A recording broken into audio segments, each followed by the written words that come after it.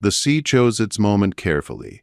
It waited until night, until the ship was far from any shore, until the wind rose without warning, and the waves grew tall and cruel. When the first great crash of water struck the vessel, Rosalind knew, deep in her bones, that something terrible had begun. As the ship lurched and the world tipped sideways, one thought passed through her mind with strange calm. If this is how I die, at least I will be free of him. Rosalind had served in the house of Duke Adrian Ashworth for 7 years. 7 long years of silence and obedience. She had scrubbed his floors, carried his trays, polished the silver he never noticed. To the Duke, she was not a person. She was part of the furniture. He never spoke her name. He never looked at her twice. He was known as a cold man, sharp and distant, feared by servants and respected by society. People whispered about his past, about the young wife he lost and the child who died with her, and how grief had turned him into stone. Rosalind did not think of him as tragic. She thought of him as unfeeling. The voyage south had been his decision. Business in the southern colonies, the housekeeper said. Rosalind had been ordered to go with the household staff. She packed her small trunk with 2 uniforms and her mother's rosary, the only thing of value she owned. She boarded the ship without hope and without complaint. That was how her life had always been. The ship, the Arabella, carried the Duke in comfort above deck while the servants slept below in narrow bunks. The air was thick with salt and sweat. Rosalind kept her head down. When she saw the Duke in passing, he moved through the corridors like a stranger made of marble. Handsome, yes, but empty. She felt nothing toward him but weariness. Then the storm came. The ship screamed as wood split and ropes snapped. People cried out in terror. Rosalind was thrown from her bunk and struck the floor hard. She fought her way up through darkness and chaos, gripping walls as the ship tilted like a dying animal.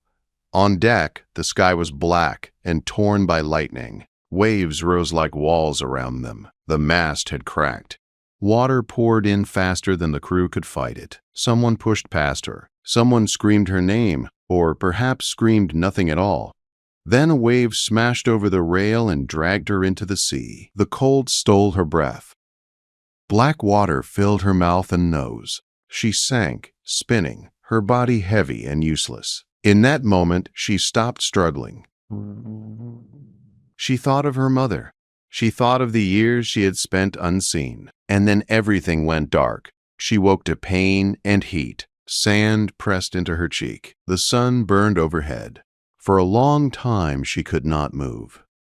When she finally lifted her head, she coughed up salt water and blinked against the light. She was alive. The beach curved around her, pale sand and scattered wreckage, broken wood, torn cloth, pieces of a life that no longer existed. And then she saw him. A man lay farther down the shore, stretched out and still. Even before she reached him, she knew who it was. The tall frame, the dark hair. The Duke of Ashworth lay face down in the sand. Her heart hammered as she knelt beside him. She hesitated, unsure if she was allowed to touch him even now. Then he gasped and rolled onto his back, drawing in air like a man pulled from the grave. His eyes flew open and locked on hers. For the first time, she saw fear in them. "You," he said hoarsely. "The maid." "Yes, sir," Rosalind replied out of habit. "Are you hurt?" He ignored the question and sat up, staring around in disbelief. The empty beach, the silent sea. No ship, no crew, nothing. He stood and called out names. Officers, servants. No one answered. The truth settled in slowly and cruelly. They were alone. The first day passed in shock. They gathered what they could from the wreckage: crates, rope, a torn sail. The Duke gave orders as if they were still aboard ship. Rosalind obeyed without speaking. Her body ached. Her mind felt hollow. This was familiar, he commanded. She worked. On the second day, hunger clawed at them both. The last biscuits were gone. The Duke spent hours at the shore fashioning a crude line. When he finally caught a fish, he held it up with grim pride. "Cook this," he said, tossing it toward her. "I'm starving." Rosalind stared at the fish. Her hands shook. She was dizzy with hunger. She looked at him, really looked at him, and saw the same expectation she had known all her life, that she would obey, that she would shrink. "Did you hear me?" he snapped. "Cook it." Something inside her broke open. Without speaking, Rosalind raised the fish and bit into it. The flesh was cold and raw. She chewed and swallowed, ignoring the burn in her throat. She ate every last piece. The Duke stared at her in disbelief. "That was my fish," he said. "I caught it." She wiped her mouth and met his eyes. For the first time in 7 years, she did not lower her gaze. "No," she said. The word hung between them, heavy and dangerous. "No," he repeated. "You dare say no to me?" "Yes," she said. "I dare." His face flushed with rage. He threatened her with dismissal, with ruin, with a future where she would never work again. In another place and another time she would have been terrified. But here, on this empty shore, his title meant nothing. "If we are rescued," she said quietly, "until then you can cook your own meals. I am no longer your servant." She turned and walked away, her heart pounding. She expected him to follow, to shout, to strike her. He did nothing. That night, as she lay beneath the sail they had raised for shelter, Rosalind dreamed of her mother, of all the women who had said yes because they believed they had no choice, and for the first time she wondered if they had been wrong. The days that followed were tense. The Duke struggled with survival. Rosalind did not. She knew how to build fires, how to find water, how to make tools from nothing. At first, he barked orders. She ignored them. She worked beside him, not beneath him. Slowly, unwillingly, he began to learn. He learned to fish, to gather wood, to listen. One evening, sitting across the fire, he said, "This is absurd. You are a servant. I am a duke." "The strong survive," Rosalind replied. "Titles do not keep you alive here." He stared into the flames, and for the first time, something in him shifted. Weeks passed. The island changed them both. The Duke's anger softened. He learned to laugh, awkwardly at first. Rosalind saw glimpses of the man beneath the cold shell, a man shaped by loss, by duty, by loneliness. One night as the sun sank red into the sea, he spoke of his wife, of holding his child and watching life leave him. Rosalind listened without judgment. She offered no empty comfort, only truth. "I am sorry," she said. He looked at her as if no one had ever spoken to him that way before. After that, the space between them grew smaller. One evening, sitting beneath the stars, he spoke her name, Rosalind. Her breath caught. In that moment, the island felt very small, and the world they had left behind felt very far away. She did not yet know what this change would cost them, only that something had begun the day she ate the fish and said no, and nothing would ever be the same again. After the night he spoke her name, nothing returned to what it had been before. Rosalind felt it in the air between them, in the way his eyes lingered now, no longer passing through her as if she were invisible. He still kept his distance, still guarded himself with sharp words at times, but something had cracked. The Duke of Ashworth was learning how to be a man without walls. Life on the island settled into a rhythm.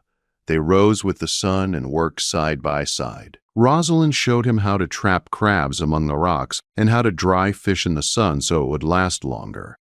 He listened, truly listened, and followed her instructions without complaint. At first, this obedience felt strange to both of them.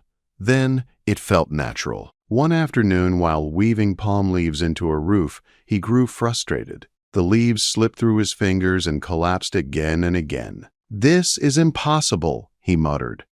Rosalind laughed before she could stop herself. He looked up sharply. "What is funny?" "You're weaving," she said. "My grandmother could do better, and she was blind in one eye." She expected anger. Instead, after a long moment, his mouth twitched. Then he laughed. The sound startled them both. It was rough and unused, like a door opening after years of being shut.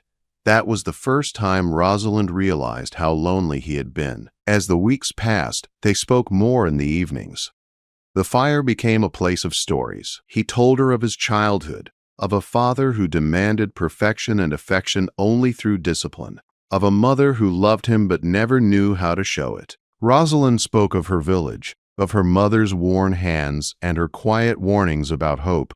"You deserved more," he said once, simply. No one had ever said that to her before. The closeness crept in slowly. A shared glance, a brush of hands while passing tools, a moment of silence that felt full instead of empty. Rosalind fought against it at first. She reminded herself of the truth. He was a duke. She was a servant. The island was not the world. This could not last. But the island did not care for rules. The rain came one evening, sudden and heavy.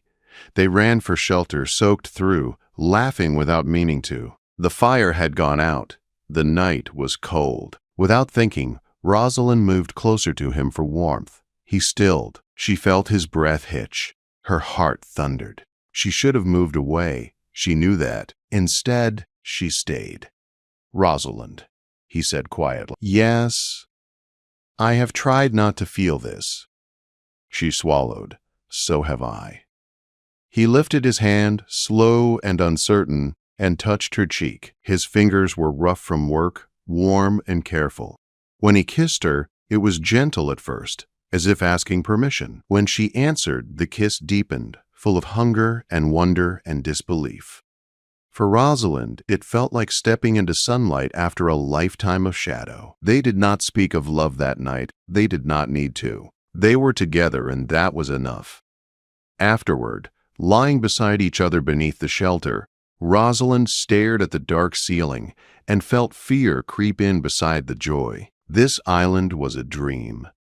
Dreams ended, but for now, she chose to stay inside it. They became inseparable, partners in survival, companions in everything. End of section 2. The Duke learned how to live without command. Rosalind learned how it felt to be chosen. One evening, as they watched the stars, she told him of her old dream. "I wanted to be a teacher," she said, "before life decided otherwise." "Why is that no longer possible?" he asked. She laughed softly. "Because I was born wrong." He turned to her, serious. "You were born capable." The words stayed with her. Months passed. The island felt like home. They explored its hidden places together. A quiet cove, a waterfall that spilled into clear water.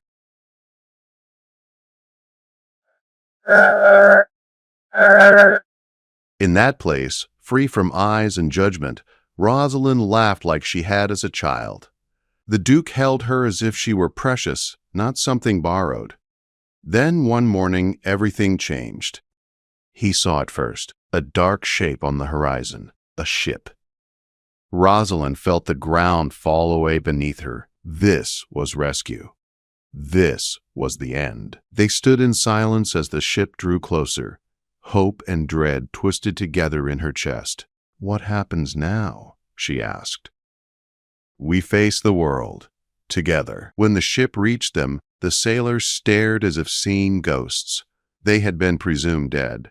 The Duke identified himself, and disbelief turned to awe. Rosalind stood beside him, suddenly aware of her torn clothes, her bare feet, the way the world would see her again. On board, everything felt wrong. Too many people, too many eyes, too many rules returning all at once. The Duke made his choice immediately. He ordered that Rosalind be treated as a lady, placed near his own cabin. The captain hesitated only once before obeying. During the long voyage back, they spoke of the future in careful terms. He spoke of scandal, of anger, of loss. "I will not ask you to be hidden," he said, "and I will not ask you to be my shame." Her heart ached with love and fear. "We will see," she said. "Let us return first." England rose from the sea like a memory she was not sure she belonged to anymore. The cold air, the gray sky, the heavy weight of expectation. In London, the whispers began immediately.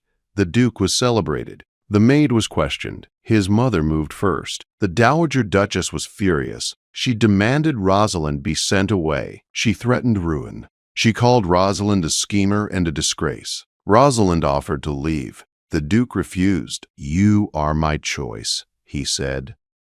"I will not unmake you to satisfy her." The battle that followed was quiet but cruel. Doors closed. Invitations vanished. Newspapers hinted and accused. Rosalind learned what it meant to be visible and unwelcome at the same time. Then help came from an unexpected place, Lady Sophia Blackwood. She came without judgment and spoke with kindness. She believed Rosalind. She offered friendship when Rosalind had none. Through her, Rosalind learned how to stand in this new world, not as a servant, not as a duchess, but as herself. Months passed. The Duke endured his mother's anger and society's coldness. He stood firm. When he asked Rosalind to marry him, she did not answer at once. "Let time pass," she said. "If you still wish this, knowing the cost, then I will believe it." Time passed. He did not waver. And when he asked again, she said yes. But the world was not finished with them yet. The wedding would not be simple. His mother would not come. Some would never forgive. Some would never forget.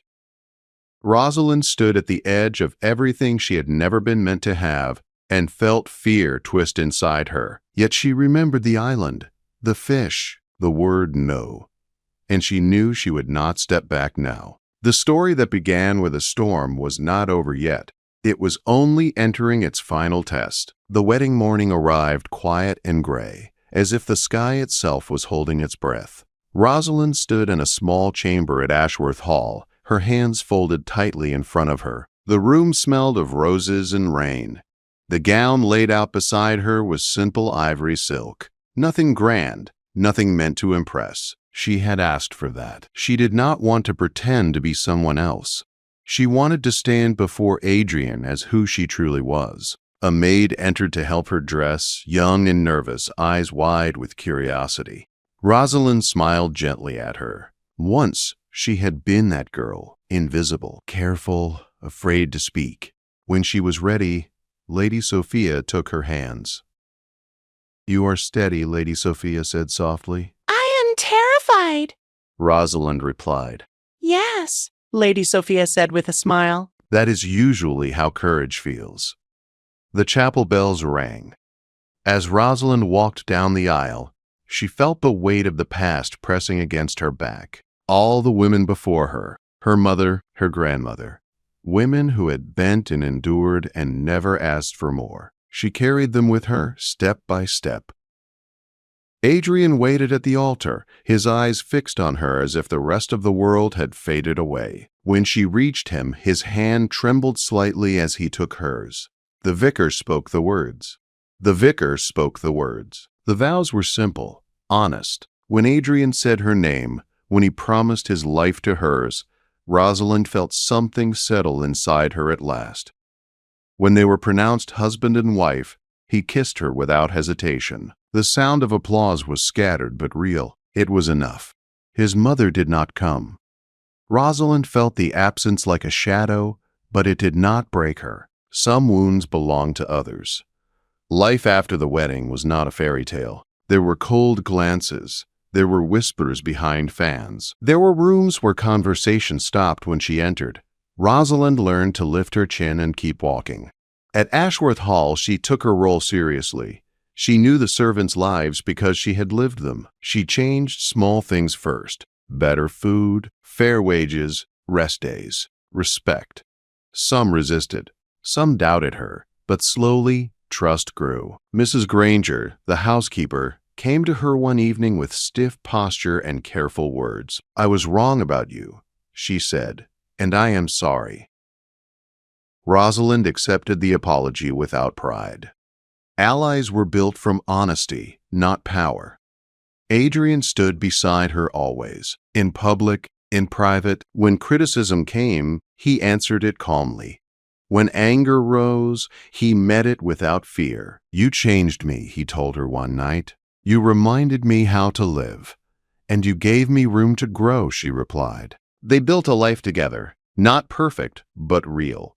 Rosalind opened a small school on the estate. At first, only a handful of children came, servants' children, tenant children.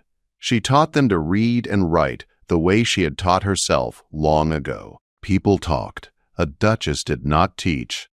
Rosalind continued anyway. The school grew. Years passed. The world shifted, slowly, quietly. Rosalind became a mother. 2 daughters born on a stormy night that reminded her of the sea. She held them close and promised herself they would never be taught to shrink. Adrian adored them. He laughed more, smiled more, loved without restraint. His mother never came to see them. That loss stayed, but it did not poison their joy. Time took its toll, as it always does. Adrian grew weaker with age. His breath shortened. Rosalind learned to treasure each ordinary moment, a shared meal, a quiet walk, his hand in hers. When he died, peacefully with her beside him, grief nearly broke her. But she endured. She had learned how. Years later, as an old woman, Rosalind sat by the window of Ashworth Hall and watched the sun set over the land she had helped shape. Her granddaughters sat at her feet, asking for stories. She told them this one, about a storm, about a shipwreck, about a duke who ordered a maid to cook, about a woman who ate the fish and said no, and how that one word changed everything. When she finished, the girls were quiet. Was it scary? One asked. Yes, Rosalind said. But it was worth it. As the light faded, Rosalind closed her eyes with a soft smile. She had not been born powerful, but she had learned to choose, and that had been enough.